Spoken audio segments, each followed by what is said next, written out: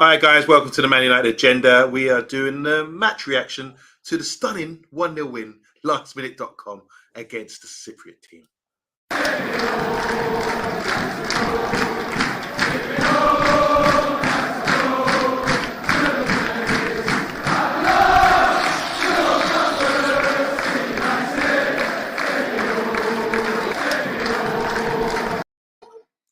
Hi guys, welcome to the Man United Agenda. Hope you all enjoyed the game. I didn't. I'm sure Pat didn't either. How you doing, Pat? Not bad, Omondi, and yourself? No, I'm a bit disappointed with the performance mainly. I expected us to win by a few goals. There's an opportunity today to get a few goals in there, to really dominate and to practice some things that we're a bit rusty on. And I just didn't see it happen today. We go into the details why, but yeah, I'm a bit peed off by that. How are you feeling about the game? I'm tired. I was losing the will to live towards the end of the game. There was only so many shots I could count and write down who did what and who did who before I lost the will to live. But in fairness to Scott McTominay, he came on and he did the business. So kudos to Mr. McTominay. Okay. First of all, we're going to talk about our sponsor, and that'd be GMS. That's Global Mapping Surveys. Thank you to Global Mapping Surveys for sponsoring us. We're now sponsored by them. They currently assist architects, property developers, and construction companies all over the country. They offer a wide range of services as setting out topographical surveys, 3D laser scanning, and monitoring. The link is in the description and the website and contact details. So thank you, GMS. Before we go into it, just going to talk about a couple of comments here. Obviously, Man United Agenda, press the like button. Mark Edmonds saying we should have started the show a bit earlier because, yeah, there's a lot of frustration out here. I want to say hi to Yank Talking Smack. Connor, how you doing? Long time no see. The Scotsman saves United. He certainly did. Matthew Bassett, big up. And big up to Stuart Marshall as well. How you doing? That being said, the result was extremely poor, says Connor. But Rashford should have had a hat-trick and we should have beaten them at least 4-0. Solo, the boss man, how you doing? Big up everyone in the chat. UK Strangers here as well. Scott McTominay saves the day. He certainly did. Mark Edmonds here. He's saying he thought we performed well. Credit to those how organised and hard working Omonia were. Their keeper had the game of his life. He's a Man United fan as well. Big up to Mr. B. Well done on the watch-along. Really good energy there. Mark Edmonds saying good morning to all. And want to say hi to Big G. We know that's Gavin. He's saying I would be dragging him in early for tomorrow for shooting practice. That's certainly true. Mark Edmonds saying Fred goes off and we instantly played a lot better. So there's a couple of talking points there already. Just want to start with the starting lineup. Just want to go through the starting lineup quickly. We got De Gea in goal. Do you think De Braak should be playing there, Pat? I don't know, because the last time we heard that he was only coming back from injury, so it's a bit 50-50 for this fella at the moment. I don't know if he's fully fit yet to come into the team. Yeah, so it doesn't look like he's going to get in there anytime soon because Eric Ten Hag seems to want to play a stronger squad at the moment. So De Gea just doesn't seem to be droppable at the moment. So in defence, we started at left back with Malacia, and then obviously he seems to be rotating with Shaw. At the moment, Malacia is maybe a bit on the slide. Shaw seems to be looking like he's getting back into form. At this moment, who do you see starting on the weekend? I would definitely say Luke Shaw is starting at the weekend because Malacia, based on the fact that Malacia started the game, he got his run, and then he brought Luke Shaw on the second half to loosen up the legs for the weekend. That would be my opinion why he should start the weekend, or why I think he's going to start the weekend. And obviously, we're a bit short of centre-backs at the moment, so I've got no argument with Lindelof and Martinez, unless you do. There's no one else really available in the squad to play. But I'm concerned about right-back position. Dalot's been playing every single game, 90 minutes per game. Is that an issue? No, I don't think so. Not at the moment. I think there's enough sports science in Manchester United that they'll decide whether Dalot is a bit run down or not. Like in fairness, Martinez has played the same at the games of Dalot, and people are more worried about Dalot. So I think with the three lads, I'm not too concerned about them at the moment. We'll see it in their performances towards the end of games if they deserve a break, and I'm sure Eric Ten Hag will notice it on the training ground before we do. Okay, so Solo especially would be delighted to know that Fred started today, and I did a player cam on him. I was really watching him to see how he would perform because he's been out of favour for a while now. He had his opportunity today in midfield with his Brazilian fellow countryman, Casemiro. How do you think those two performed today, and what do you think about the selection? I was surprised to see Casemiro start, to be honest with you, because I thought, as we pointed out during the week, and we had a discussion about it, Scott McTominay's banned for the Newcastle game. So I thought it would have been prime for Scott McTominay to get a run out. But then if you look at it from your side of the coin, somebody has to get a game. And I think he's a case of, he wants to keep playing Casemiro to get him as much match fit and game time as possible to get him, because he looks like he's getting better by the game. So it was a case of Fred or McTominay has to play. So look, come Sunday, I don't think Fred or McTominay would have got a look in, regardless of Fred being injured. Suspended, because look, he's not going to take Eriksen's place, not against Newcastle anyway. Interesting point that, because clearly Scott McTominay's been a key player this season. And obviously, he is suspended against Newcastle. So as a manager, I would have thought that he'd get 90 minutes today to sort of stop him getting rusty. But he started, like you said, went with Casemiro. Maybe that's to sort of help him get more implemented into the squad and give him more minutes, because he will certainly be playing on the weekend, I imagine. Got a and if you wanted to prove Erik ten Hag wrong, he's certainly done it by scoring in the last minute of the game. Well, there you go. Unfortunately, you can't play against Newcastle. Big Gavin saying here, Shaw defo, when we asked the question about Malacia and Shaw, he said Shaw is looking more up for it, and certainly trimmer and bulked up a little bit. Trimmer and bulked up. If you can do both, he must be in fantastic condition. Obviously, Mark Edmonds saying Maguire didn't play, so we had 80% chance of winning. And it's also saying, always felt that we had a goal eventually, although I was starting to get worried. I certainly was. It's not like old school United where we knew we were going to score no matter what. I thought they were going to hold out, to be honest. And obviously Bruno, Anthony, Rashford and Ronnie. We've got players like Elanga, Palestri, Garnacho. They're not getting a look in at the moment. Do you think it's because these games are so important, even against the weakest team in the group? I find it a little bit. I find it a little bit strange, especially with the McTominay thing as well, because even though we drew, at the time we were drawn, we only would have got 7 points, and Solskjaer were on 12. So now we've got 9 points because we won the game. I'm not trying to act like I can add me numbers up together, but we never had a chance of getting the number one spot regardless. So I thought we might have saw a cameo from the likes of Elanga, but I think the way the game went, there would have been chances, there would have been opportunities in Erik ten Hag's mind to bring these people on, but the fact that we just couldn't put the ball in the back of the net, it ruined their chance of getting on. I think the game dictated the substitutes. That's all. Good point, because that was the next banner for me. So why were they so hard to break down? There's two factors. Either they were very good, organised and well drilled, or we were just like lethargic out there. I don't know. What do you think, guys, in the comments? I'm just going to go here to a great comment here from Matthew Bassett. How you doing, Matthew? He said, we need to improve drastically to have a chance of doing anything in this competition. So, this performance wasn't good. Martin was saying Sancho was ice cold and he got us over the line, with the goal at the end there. So definitely. And Big G here is saying, I know I bash Bruno all the time, but it's time to drop him. It happened to Maguire, so it only right to that happens to Bruno as well. He's had one good game all season. The rest were woeful. Do you want to just touch on that about Bruno? Because the commentators on the show were saying he was doing a lot of work today. But what do you think about Bruno? What's going on with him? I like Bruno. I don't think he should be dropped at the moment. But maybe a question for the comments. If we were to drop Bruno, who comes in to replace him? And then who plays in that midfield? Are we talking about Eriksen to replace him? Are we talking about Sancho to replace him? Let me know your thoughts in the comments, guys. But me with Bruno, I think Bruno's a grafter. I think he's a hard worker. And we can't go pointing fingers at individuals tonight, because there was a lot of people taking a lot of shots tonight, and not one of them could put up in the back of that net until Scott McTominay came on the pitch. So Emma would usually say, I think it was Emma the other day, Emma, you were saying about Sancho playing in the Bruno position, that he can do that. I know someone did say that on the show recently, and I know he did that in the 4-2-2-2 formation with Ralph, but I think he's more than capable, but I don't know if that's going to happen. Emma's saying the youth will get the chance when we're more stable and hopefully 3 or 4-0 up in the game. So yeah, I do agree with you there, but I would like to see them get that opportunity. I remember starting the season, I was raving about the Dan Iqbal, and he hasn't had a sniff. Granted, we've got players in that position now, but yeah. So what do you guys think about what Pat's asking, guys, about Bruno?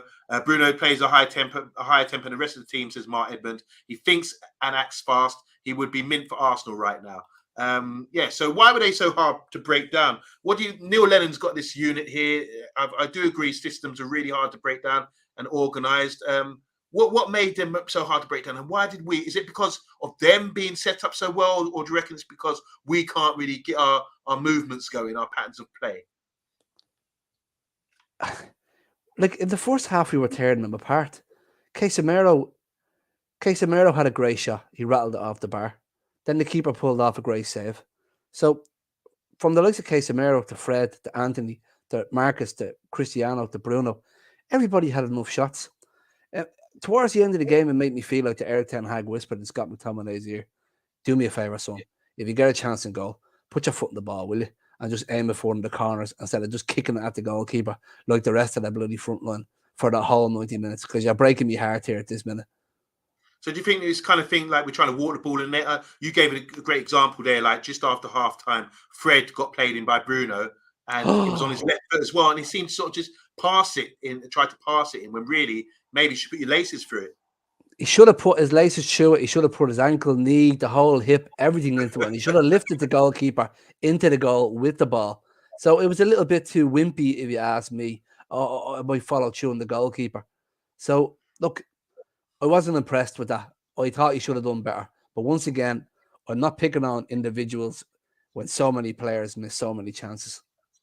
Right, I'm going to go to you guys in the comments here, just because the question really is, why were they so hard to break down? So give us some answers, please. Eddie saying big up to Lawless and Omondi in the chat, and people in the chat. He was hoping these guys would get more goals today for momentum going into the Newcastle game, because that's a big important game coming up. Mr. B watched the game. We've done a live watch along. Go check that out. Says they weren't hard to break down. We had 60 shots. There you go. So yeah, it was to do with the finishing. He's saying here. So as you just mentioned there about putting your laces through the ball. More conviction. Mark Edmonds saying 4-5-1 covers all your lines. We missed Martial. There's good movement to draw the centre backs out of position. I that's a good point as well. Coming to you, Matthew Bassett. You're going to be skint by the end of the week. He's throwing money at us left, right, and centre, but he is part of the family. The big dog.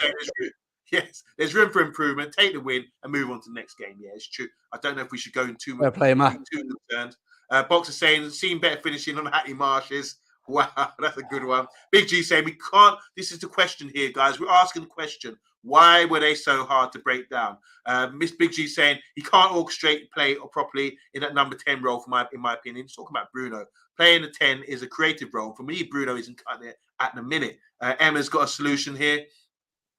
Emma's saying that I think we were playing more around them than instead of between them. Good. Emma, where you come from? You coach or something? Like we could definitely have Sancho in the middle in the first half.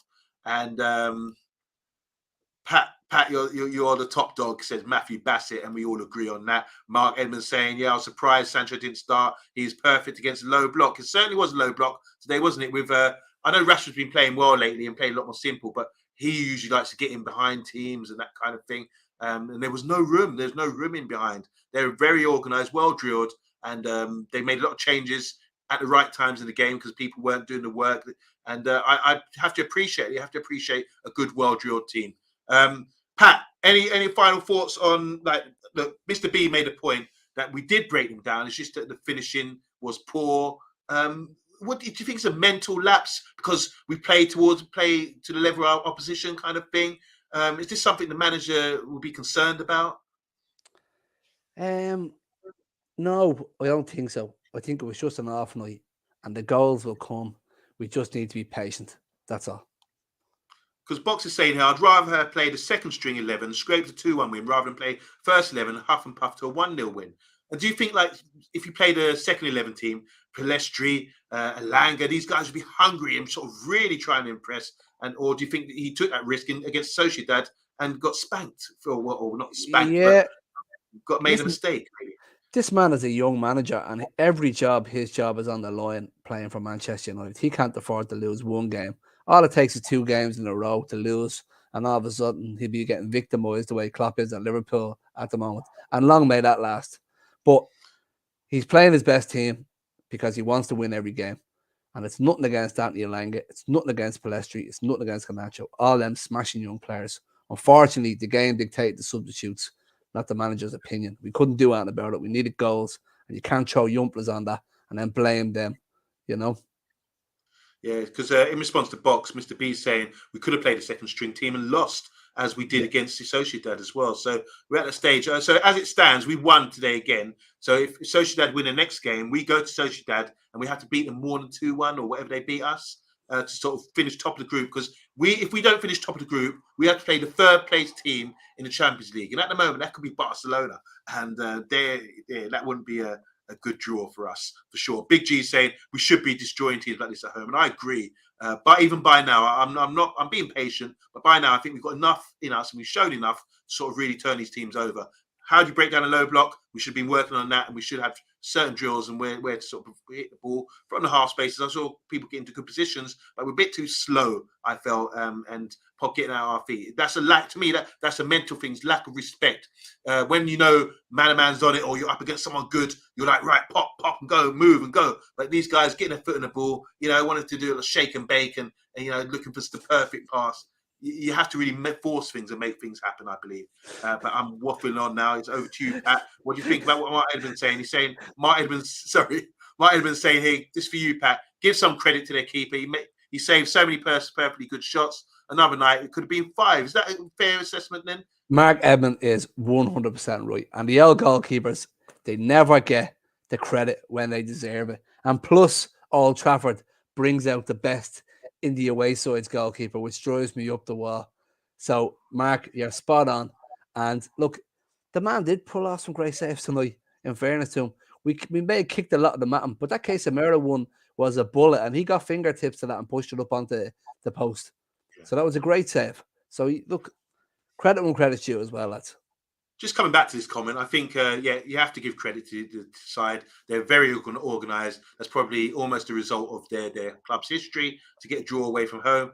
Obviously, they must be gutted they lost it at the last minute. It must be really tough after you put all of that hard work. And the keeper did make a few good saves. I just hope that no one tries to slide him for a Premiership club, because I don't think he's that good. It's just he was just on it today, And another night, they're saying it could have been 5-0. Certainly could have. I saw Bruno blaze things over the bar, being teed up nicely. It was just too they were just trying to do things, walk it into the net kind of thing. Blaze the ball, get on it, get that sort of energy. Box here is saying, but in Europe, playing mainly the first 11, we've beaten Omonia by a single goal twice, and Sheriff by 2 goals. First 11 not pulling up any trees in the Europa League. Maybe mentally they're not up for it. Box, you're getting props from Mr. B, so you must be talking sense, Emma K saying we're doing good things, but we need to be more clinical with these good things. You know what, Emma K, you are done. I totally agree with that comment. The guys are on fire tonight, aren't they? They certainly are. And Mark Edmonds saying that save against Casemiro was ridiculous. Pat, you beat me to it. He's saying we're going to go through Animal. How you doing, man? He said we played bath time ball today. No risk until the last 5 minutes. Box saying I don't think the keeper made any difficult saves, bar a few. It wasn't De Gea 2018 Arsenal when he made worldie after worldie. I want to say hi to Paul Turney. Big up, man, and welcome back to the channel. And everyone in the chat, make sure you press the like button for us, man. It's late. We're just going to try and finish this up, wrap this up soon. But thanks, appreciate you guys for coming on. He said, Paul Tony said, I can't remember the last time I was that happy. We have the McTominay. Finally, it might have been saying it was a fluke, one-off night. Okay, I hope so. SHAH was supposed to be on with us tonight. A few technical difficulties, but SHAH's saying the word clinical yet comes to mind again. Stuart Marshall saying, bet we get Barca. Don't say that. Don't tempt fate. Exhibit, how you doing, man? Big up. He says it has to be McTominay to score. Good gift to Man United, because in the next match she's not playing, but I still give the MVP to the goalkeeper. That means the most valuable player or man in the match. Big G finally saying it's like the team have the fear to be committed to runs through the defense. As Emma's saying, we try to play around teams. It annoys the hell out of me. De Jong is the Europa League. De Jong in the Europa League at Old Trafford. The playoff will be fun. Talking about Barca coming to us. And the front three was so stacked at times. That's what frustrates me. Exhibit again saying the formation like what I predicted yesterday, except Martinez will be rested. And finally, it's just a lot of frustration. So let's not to be too hard on the team, maybe. On a good note, Martinez once again makes me smile when he took your man out with the shoulder and he's about a foot smaller than him. The fella is just a headbanger, and he just goes up in my opinion every game. He doesn't have to do much. He's a Just gas a quick man. question for you, Pat, and people in the comments. Do you think the Europa League that it's a good level? I mean, are we seeing like Omonia and Sheriff, two teams I'm not familiar with, but are we saying that the whole level of European football is going up now, or do you think we should be really sort of turning these teams over? Are we ready for Champions League sort of thing? You know, because I can imagine Chelsea, Liverpool, what did it did Rangers the other day? I think they would walk through these teams. I think we're very lucky that we're in the current position that we are, being in the Europa, because we're so inconsistent and our form is so up and down at the moment. We're lucky to be playing teams like this. So come next year, I would be hoping that we come out and we whop these teams at a very early stage in the first half of every game. And then we see Iqbal, Savage, Elanga, Garnacho, all these fantastic young lads getting a proper run out in the games. And then if we finish the league off early, we should be able to put 11 youngsters out and give them a good debut. That's what I love to see. And I don't think we'll see that for next year. Mark Edmonds saying the combination between Luke Shaw and Sancho on the left made a huge difference in the second half. I do like Shaw. He has turned it around for us again. I'd always write people off and then they sort of come back and prove me wrong. Box said, I don't mind the playoff game, to be honest. Gives us two more football games. We're playing to our level, Mondi, says Mr. B. That could be very true. Exhibit saying United made Omonia goalkeeper look like a prime Buffon. Box is saying here, so the knockouts could be interesting because obviously third place team in the Champions League drops down to Europa League and they play the second place team in the group stages, which could be us if we don't beat Real Sociedad. So say there's teams like Ajax, Seville, Atletico, Juve, Barcelona, Milan could all fall into that league, you know, so it's tough out here, guys. Omonia are part-timers. They should be getting victimized, Omondi. I agree with Lawless, said Eddie. So you got another nod from Ed there. What did Exhibit say was so funny? Oh, yeah, prime Buffon. We're going to finish up in a minute now. Miles off Champions League. We should be destroying this lower level. Okay, so yes. Do you agree with me? Can we give Planet Buster Shootmaster and Master of Weird Pass title for Bruno? Because he's not doing enough, says Exhibit. He's blasting the ball over the bar. He's, playing weird passes. He's doing his own thing. Give him a break. Okay, we're going to wind up now. So what have we got in store tomorrow? Tomorrow morning, 10 a.m.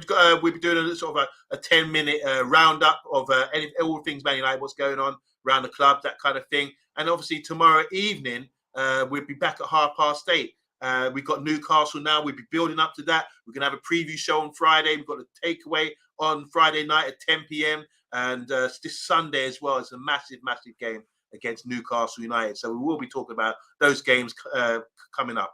Final word to you, Pat, because we're going to sign out now. Thanks to everyone in the comments and big up to you guys. And don't forget, finally, before we go, GMS is our global mapping survey. We are sponsored by them.